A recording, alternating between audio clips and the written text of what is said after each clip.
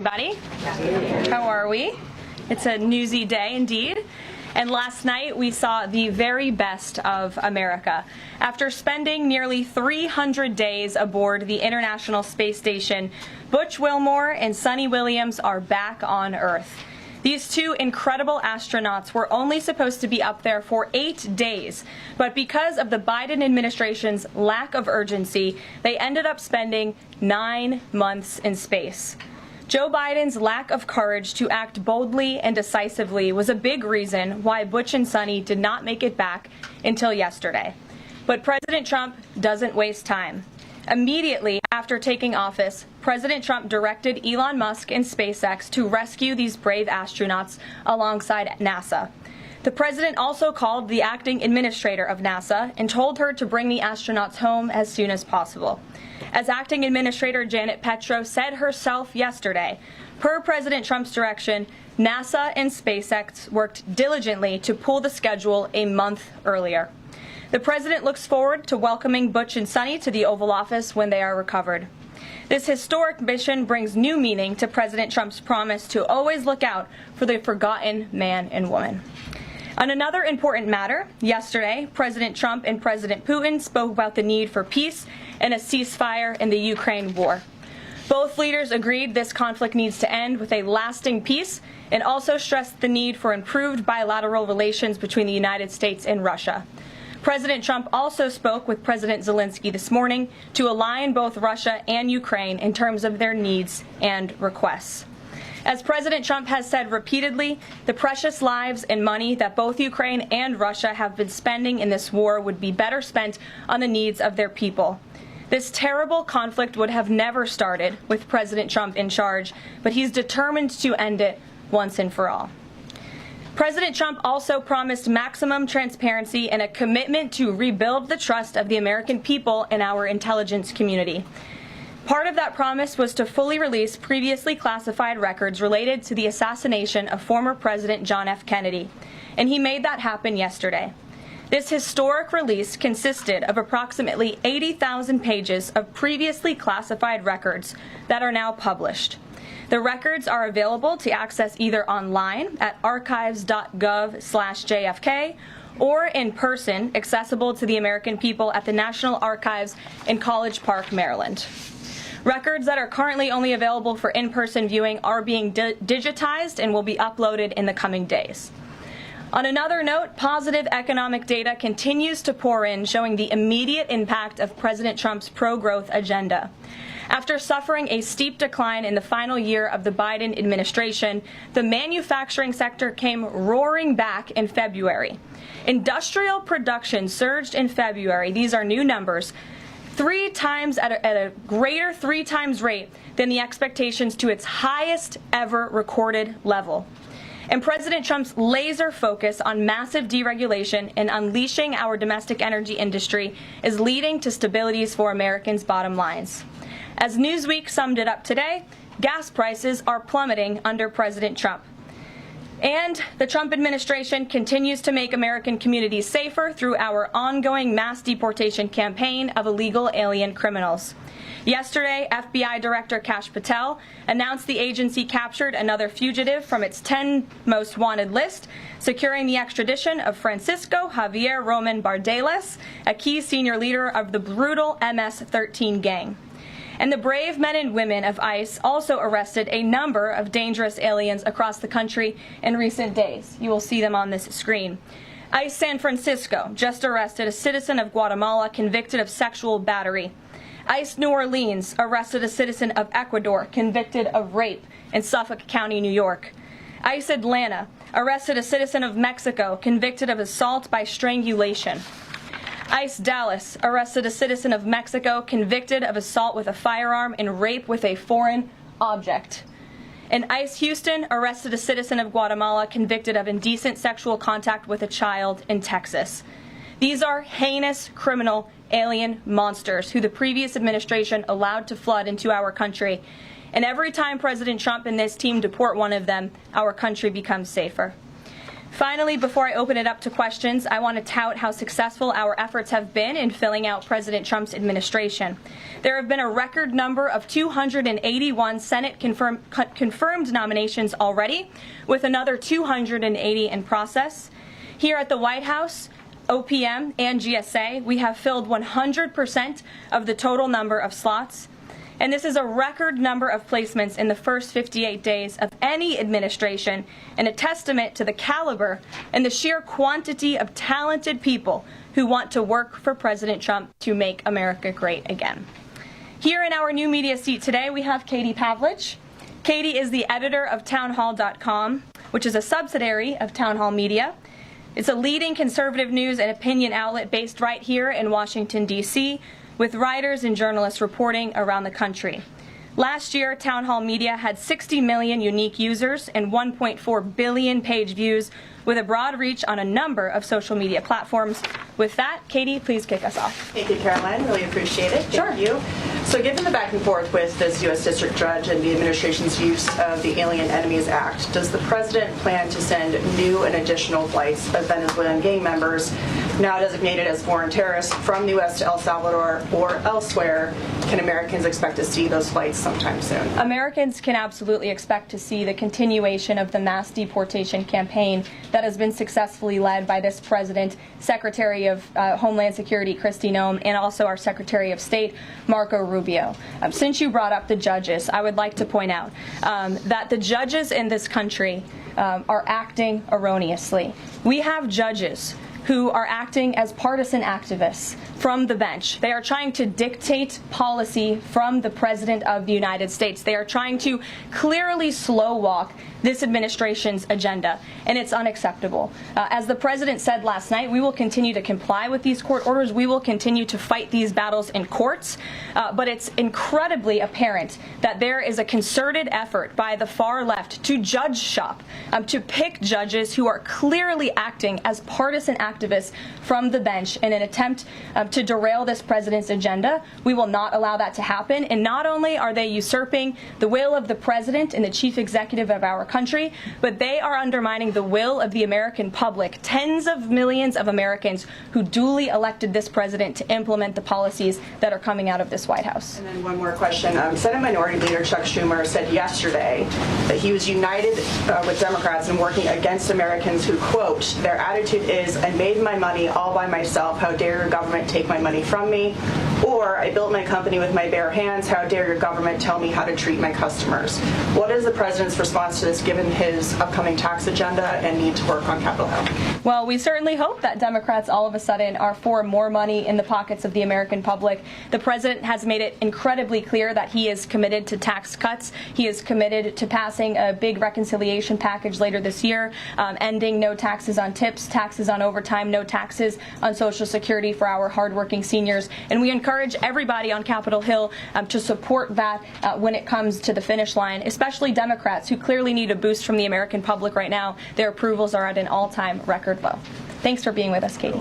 Garrett. I have one other question, but I want to follow up on Katie's question, actually. You said the mass deportation campaign would continue, but she asked about the flights specifically. Will those flights to El Salvador continue while this case is being appealed? We don't have any flights planned specifically, but we will continue with the mass deportations. And I would just like to point out that the judge in this case is essentially trying to say that the President doesn't have the executive authority to deport foreign terrorists from our American soil. That is an egregious abuse of the bench.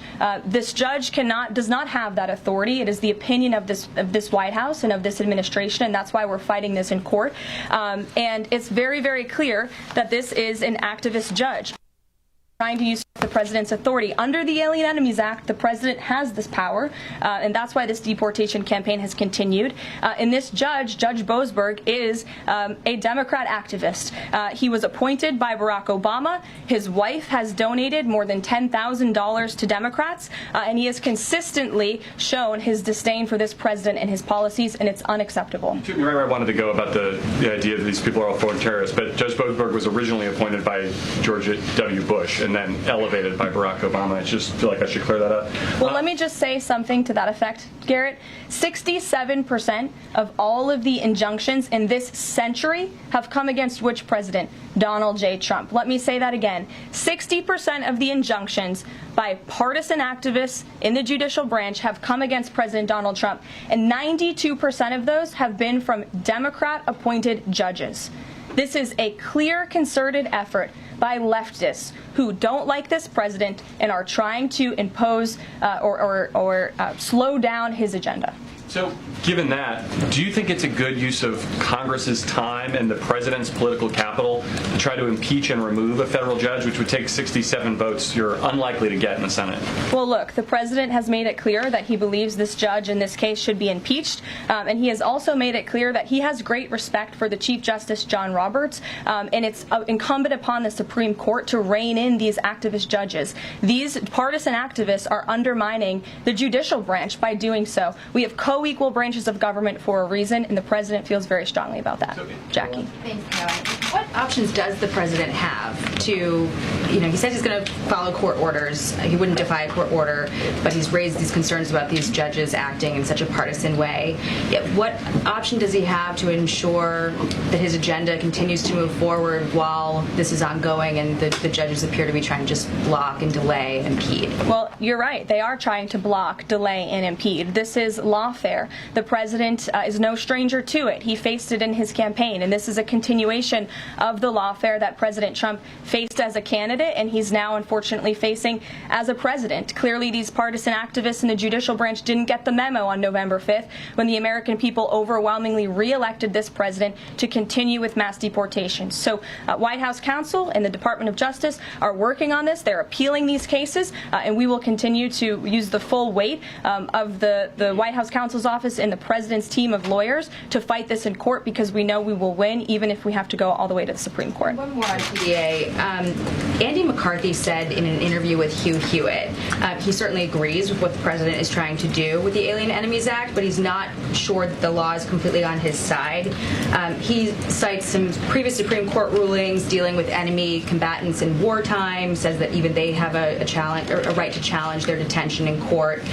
He raised concern also that while TDA has been designated as a terrorist organization, these individuals hadn't been prosecuted for terrorism. So my question is, will the president ask Congress potentially to declare war on these cartels for the invasion that he's talked about, so that he's on stronger legal footing? Well, we absolutely disagree with the legal opinion of the individual that you mentioned. We would not have moved forward with this if we didn't believe the president. This was within the president's executive authority to continue with this mass deportation effort under the authority provided to him under the Alien Enemies Act. And when you read the act, as I did last time at the podium, a predatory incursion is absolutely what has happened with Tren de Aragua. They have been sent here by the hostile Maduro regime in Venezuela, and the president, immediately upon taking office, designated TDA as a foreign terrorist organization. And under this act, it is within the president's authority to deport these terrorists. And anybody trying to defend these terrorists who have now been sent off of American soil should talk to the families of the individuals who these heinous monsters have killed and have raped. If you talk to those families, they are so heartened by the president's decision to take tough action and to use his executive authority, something that no other president has been willing to do, because President Trump does what he says he's going to do, and he is deporting these foreign terrorists from American soil to secure our homeland, and he's within his rights to do that. Jennifer. Very quickly on Tesla, there's a website that's trying to dox Tesla owners across the country and saying they're only going to take down personal information when people show that they've sold their cars. What's the administration going to do about that? I haven't seen that website, but we certainly think it's despicable, the violence that has taken place against Tesla, the company, its employees, and also just Americans who have chosen to drive an electric vehicle. Many of them are Democrats, by the way. Democrats were big supporters of Tesla and of electric vehicles until Elon Musk decided to vote for Donald Trump. So we would like Democrats to also come out and condemn this heinous violence that we have seen, and I believe the Attorney General has said she's investigating these incidents as acts of domestic terrorism. Jennifer. On Ukraine, can you say, is the White House going to pause foreign military aid or intelligence sharing with Ukraine, as Russia says it's pushing for? And then I have a follow-up on the Federal Trade Commission. Sure. When it comes to Ukraine, I do have a statement for you from the National Security Advisor and also the Secretary of State. First, I'd like to reiterate what the President said earlier following his call with President Zelensky this morning. He said he just completed a very good telephone call with President Zelensky. It lasted approximately 1 hour. Much of the discussion was based on the call made yesterday with President Putin in order to align both Russia and Ukraine in terms of their requests and needs. We are very much on track, and I will ask Secretary of State Marco Rubio and Mike Waltz to give an accurate description of the points discussed. That statement will be put out shortly. Well, I have that statement for you right here. Bear with me as I read it. Today, President Trump and Ukraine's President Volodymyr Zelensky had a fantastic phone conversation. President Zelensky thanked President Trump for a productive start for the work of the Ukrainian and American teams in Jeddah on March 11th. The meeting of the senior officials from both nations significantly helped in moving toward ending the war. President Zelensky thanked President Trump for the support of the United States, especially the Javelin missiles that President Trump was first to provide and his efforts towards peace. The leaders agreed Ukraine and America will continue working together to bring about a real end to the war, and that lasting peace under President Trump's leadership can be achieved. President Trump fully briefed President Zelensky on his conversation with Putin and the key issues discussed. They reviewed the situation in Kursk and agreed to share information closely between their defense staffs as the battlefield situation evolved. President Zelensky asked for additional air defense systems to protect his civilians, particularly Patriot missile systems, and President Trump agreed to work with him to find what was available, particularly in Europe. The two leaders also agreed on a partial ceasefire against energy. Technical teams will meet in Saudi Arabia in the coming days to discuss broadening the ceasefire to the Black Sea on the way to a full ceasefire. They agreed this could be the first step toward the full end of the war and ensuring security. President Zelensky was grateful for the president's leadership in this effort and reiterated his willingness to adopt a full ceasefire. President Trump also discussed Ukraine's electrical supply and nuclear power plants. He said that the United States could be very helpful in running those plants with its electricity and utility expertise. American ownership of those plants would be the best protection for that infrastructure and support for Ukrainian energy infrastructure. President Zelensky also thanked President Trump for continuing to push humanitarian concerns, including the exchange of prisoners of war. He noted they had just had a successful exchange and thanked the president for his leadership on that. President Trump also asked President Zelensky about the children who had gone missing from Ukraine during the war, including the ones that had been abducted. And President Trump promised to work closely with both parties to help make sure those children were returned home. They agreed all parties must continue the effort to make a ceasefire work. The presidents noted the positive work of their advisors and representatives, especially Secretary Rubio, National Security Advisor Mike Waltz, Special Envoy Kellogg, and others. The presidents instructed their teams to move ahead with the technical issues related to implementing and broadening the partial ceasefire. The presidents instructed their advisors and representatives to carry out this work as quickly as possible. The presidents emphasized that in further meetings, the teams can agree on all necessary aspects of advancing toward lasting peace and security. That is a lengthy statement that was just given to me, so thanks for bearing with me. Our office will, of course, provide this after. And as you know, as I just pointed out in the statement, the president's team of negotiators and national security experts will be heading to Saudi again later this week to continue working on and ironing out the details. But I would just like to emphasize we have never been this close to peace, and it's only because of President Trump that we are here. I think a couple of years ago, as you all reported on the war, it was incomprehensible to have a partial ceasefire in this conflict. And today, that is true because of the leadership of this president. So they agreed to closely share information between their defense staffs. Does that mean all intelligence sharing will continue? So the White House is rejecting Russia's request to pause. Intelligence sharing in terms of defense for Ukraine will continue to be shared. Mary. Thanks, Caroline. I have two questions. One on the United States Institute of Peace and then on the Supreme Court, if that's okay. Sure. So on the United States Institute of Peace, this is a little bit wild. I understand the old president refused to leave after he was removed from his position. He barricaded himself in his offices, had to be escorted out by police, left the building without Wi-Fi, telephones, elevators, and more, and is now telling media that Doge broke in and illegally removed him. So can you comment on this sequence of events and specify, did Doge illegally enter? I'm really glad you brought this up, Mary. We were made aware of this story by individuals at Doge, at Elon Musk's team, and also at the State Department who were unable to access this building. And it became very clear that there was a concerted effort amongst the rogue bureaucrats at the United States Institute of Peace to actually physically barricade themselves essentially inside of the building to prevent political appointees of this administration who work at the direction of the President of the United States to get into the building. There was a piece in the Daily Caller, thank you for sharing the truth on this, about what happened. Staff contacted the MPD in an attempt to prevent Doge personnel from entering. They barricaded the doors. They also disabled telephone lines, internet connections, and other IT infrastructure within the building. They distributed flyers internally encouraging each other to basically prevent these individuals from accessing the building. I use this to say this is what Doge and this administration is facing. It's a resistance from bureaucrats who don't want to see change in this city. President Trump was elected on an overwhelming mandate to seek change and implement change, and this is unacceptable behavior. Thank you. And just really quick on the Supreme Court. I know it's been almost 3 years now since the leak of the draft Dobbs opinion to Politico, actually.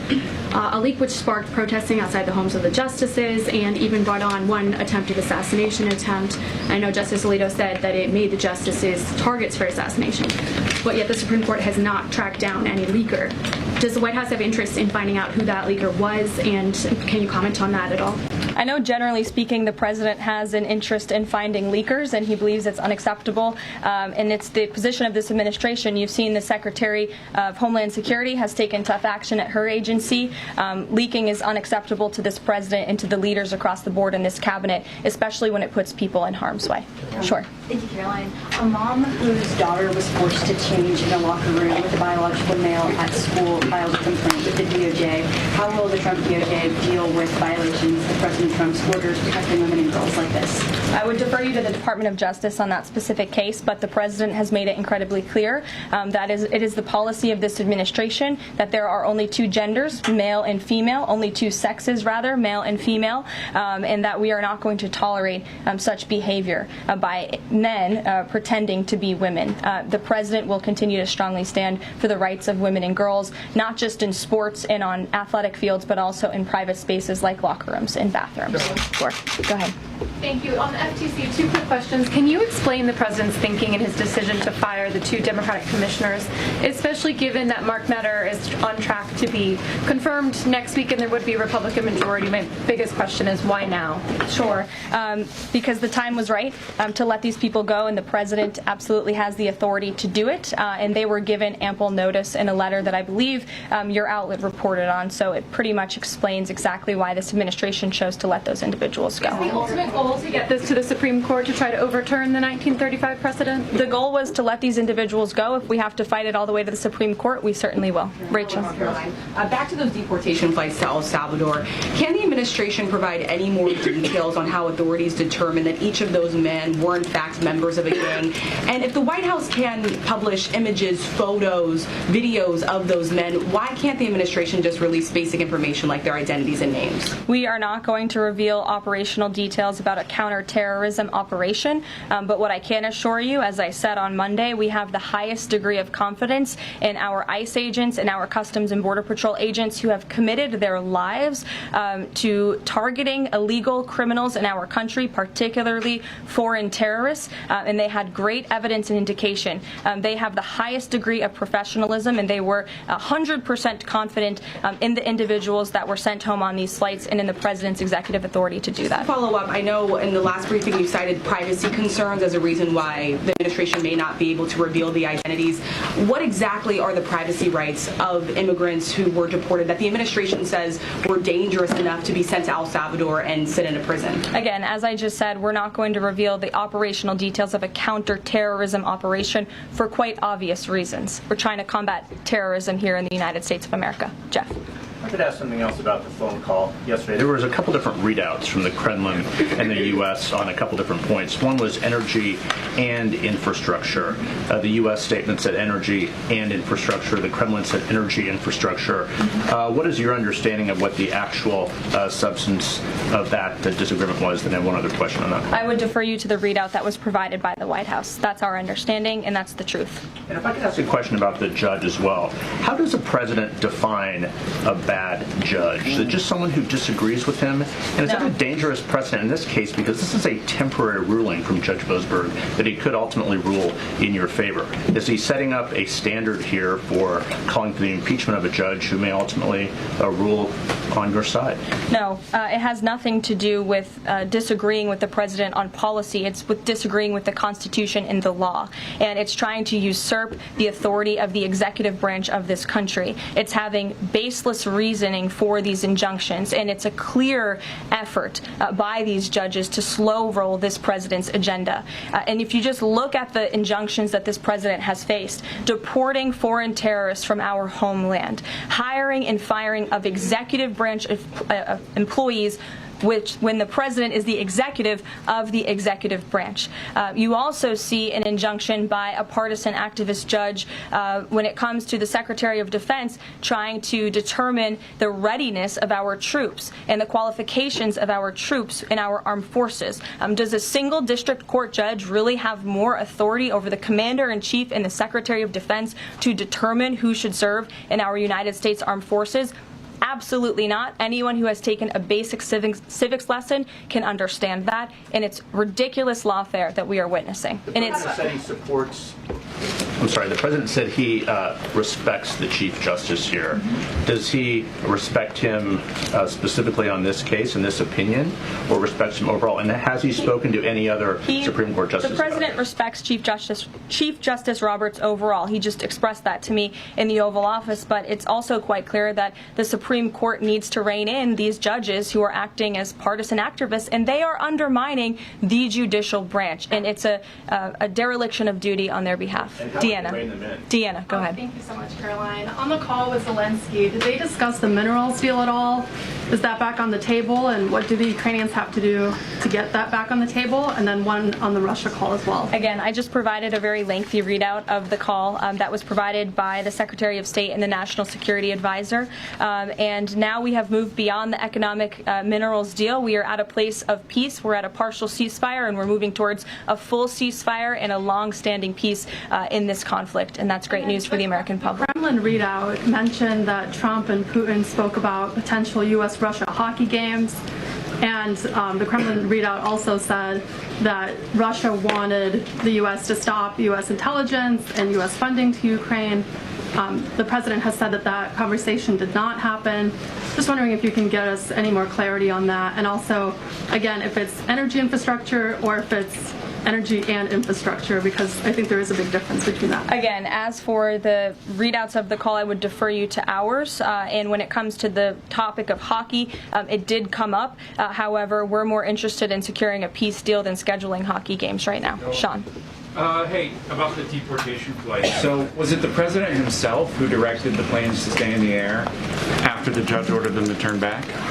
The president invoked the Aliens Enemies Act with a proclamation, which then directed the Department of Homeland Security and the Department of State to move forward with the plan of action. And as I said yesterday, all of the planes that were subject to the judge's written order took off before the order was submitted in court. I was asked and answered that question multiple times yesterday. Kate, go ahead.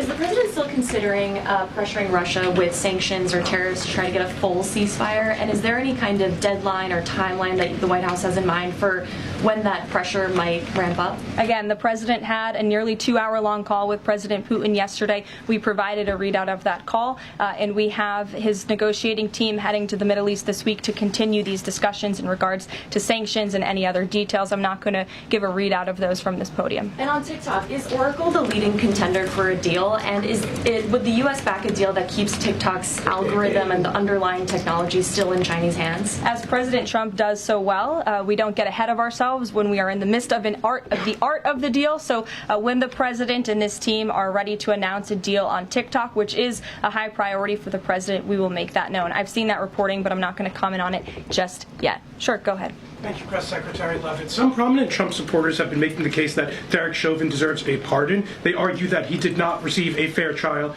Joe Biden and other Democrats actually implied that he was guilty while the trial was going on.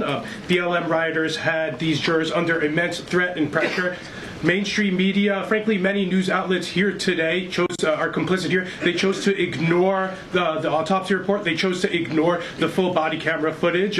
They decided to slander Derek Chauvin as a racist cop instead. Does the administration believe Derek Chauvin received a fair trial, and will they consider a pardon moving forward? The president has been asked and answered this question. He said it's not something he's considering at this time. Philip. Thank you. Two questions. First, just a follow-up on the readouts from those calls.